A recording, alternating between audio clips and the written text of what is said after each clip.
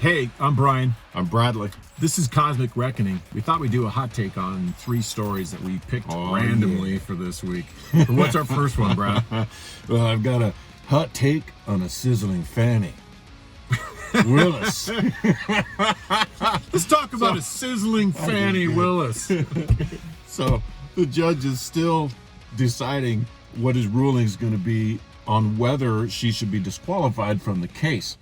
Well, it just came out today that the Trump's attorneys filed some evidence. They managed to... And just to be sure, because we're probably all lost, people are like, wait a minute, which case are we talking about? This is the case out of Georgia where the Fulton County District Attorney, Fani Willis, not Fanny, sorry, we're making fun of your name, we can't help it. Okay, so Fani Willis, the district attorney, has brought charges against Trump and 19 other Trump associates for election interference and all that kind of BS. Well, as you know, Fani has had a pretty interesting relationship with one of her lead lawyers in the case. And so the defense for Trump, multiple people from Trump's team, have filed motions to have her disqualified and potentially to have the case thrown out because of misconduct and impropriety and all kinds of things. So they've already had a couple of hearings. And so the latest update is... All right, well, here's the juicy stuff.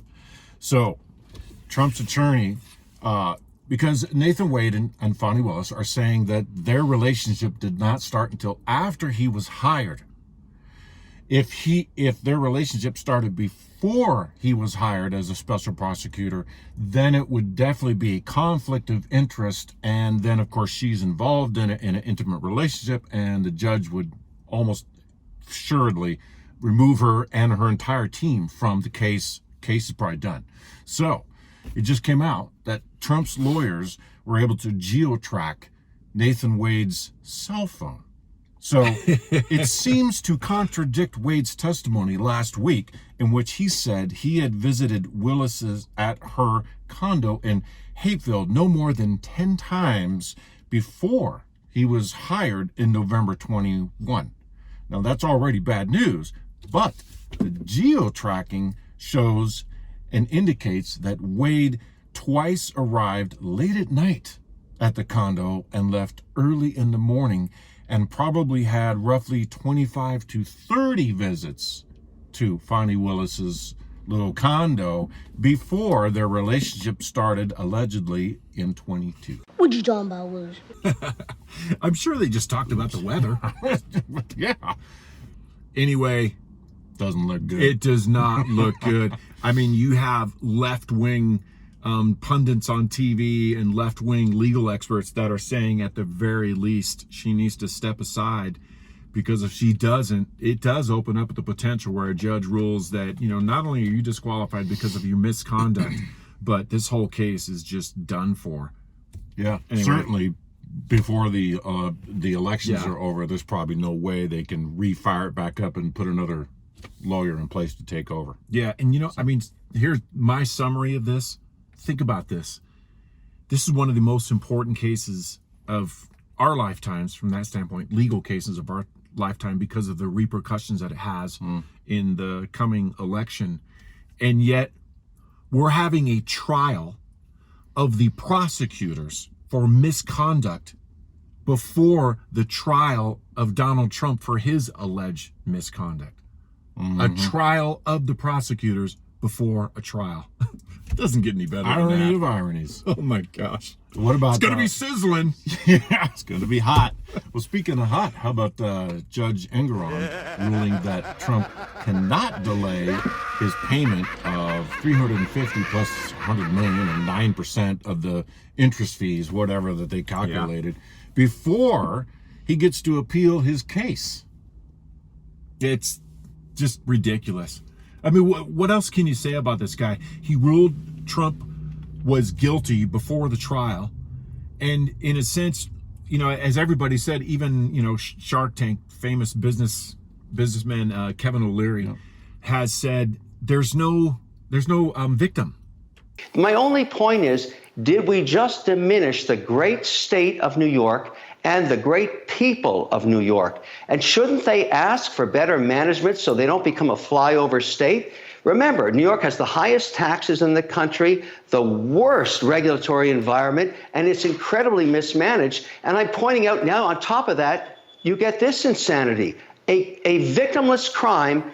And forget about Trump. It's not about Trump. Is this judge rational to charge $355 million in a case where no one lost any money? Is that good for the people of New York? Should the people of New York wake up to this and say, what's happening to us? I'm supporting American entrepreneurship, and New York is slowly becoming the #1 loser state in America.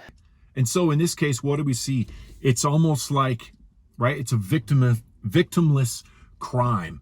So it's like a burglary, but no stolen property. It's like a murder, but there's no body.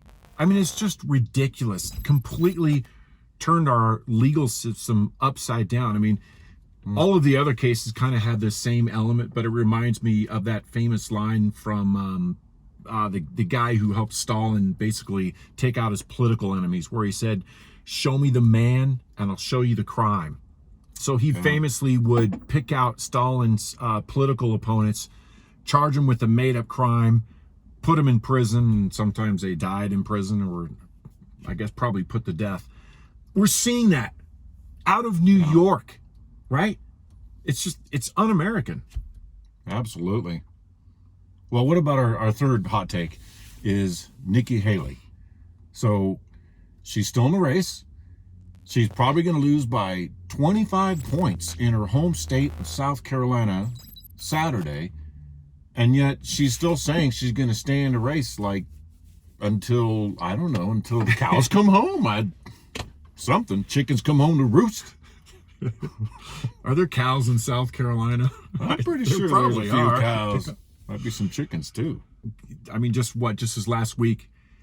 So Nikki Haley's team announces to the media that she's going to give a press conference about the state of the race. So when you tell the media you're going to give a press conference about the state of the race, that's usually an indication that you're getting out. Yeah. That you're going to step aside and endorse somebody, or maybe not endorse Trump. So what does Haley come out? She comes out and she mocks and ridicules the media for the hype of her press conference that she called, suggesting, "Oh, how dare you suggest I'm going to get out? How rude. I refuse to quit." I mean, just the hubris, and I don't know, man. She's so full of herself. Donald Trump actually said it best in a town hall this past week with Laura Ingraham. She asked him about Nikki Haley and what he thought and why she was staying in. And he, in, I would argue, a very gracious tone, said, "I don't think she knows how to get out." And to be honest with you, that probably is the best explanation of why Nikki Haley is still in the race for president. She's got herself in so deep, she doesn't know how to get out. It's kind of sad. That's a pretty hot take. Yep. I'm Brian. I'm Bradley. That's a cosmic reckoning. So remember, think right to live free. What you talking about, Willis?